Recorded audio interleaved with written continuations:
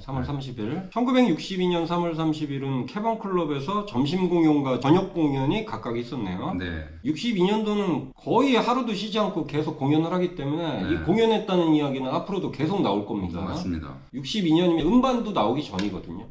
그러니까 아직 무명 가수가 네, 무명 가수. 홍대에서 알바식으로 공연하는 그런 느낌인 건가요? 음반을 안 낸 상황이기 때문에 이때 당시에는 비틀즈의 수입원이 공연 수입이 거의 유일한 수입원인데 63년에는 그리고 포츠머스 길드홀에서 비틀즈의 공연이 있었네요. 1963년이면 플리지 플리지미 앨범이 나온 이후이기 때문에 전에도 말씀드린 것처럼 전국구 스타로 발돋움을 하고 있는 그런 상황.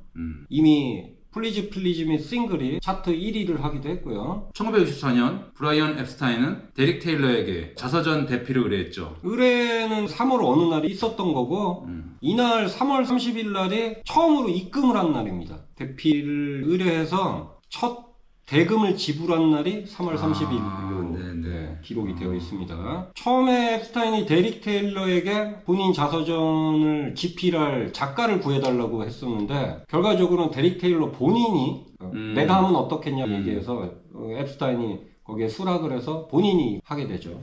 데릭 테일러는 데일리 익스프레스 기자였고 원래는 머지사이드 출신이었다 합니다. 머지사이드는 리버풀 근처에 머지강 근처에 있는 그 지역들을 머지사이드라고 얘기하는 겁니다. 네네. 앱스타인의 자서전은 나중에 A Cellar of Noise라는 제목으로 출간이 되게 되는데 비틀즈가 64년 2월 9일에 미국에서 에드 설리번 쇼에 출연을 하거든요. 비틀즈가 세계적인 스타로 한참 광풍을 일으키기 시작하던 시점에 30살도 안 된 매니저인 브라이언 앱스타인이 본인 자서전을 집필할 생각을 했고 본인의 개인적인 인터뷰에 의존한 자서전이라서 역사적인 고증에 집중을 했다기보다 신화적인 이야기에 굉장히 가까운 책이었다고 보시면 될 것 같아요.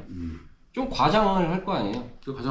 본인 얘기를 어떻게 보면 뭐 자랑하는 거고 비틀즈를 내가 어떻게 키웠고 이런 얘기를 하다 보니까 재밌게는 뭐 읽을 수 있겠지만 역사적인 고증 이런 거를 하기에는 좀 적합한 책은 아니다. 이렇게 저는 보여집니다. 그럴 것 같은데. 1965년에는 역시나 영화 헬프에 촬영을 했고요.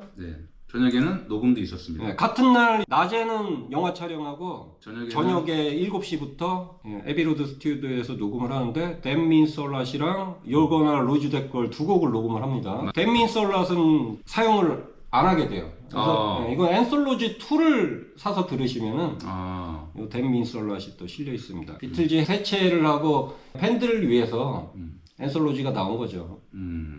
팬들은 또 이런 버려진 페이크들이나 사용되지 못했던 곡들도 또 궁금하니까 그런 걸 들어볼 기회가 없었는데 앤솔로지 그 프로젝트가 시작이 되면서 그런 걸 들을 수 있는 기회가 생기게 된 거죠. 맞습니다. 1927년 제가 좋아하는 페퍼 상사 표지를 촬영했습니다. 그 유명한 페퍼 상사의 표지 촬영.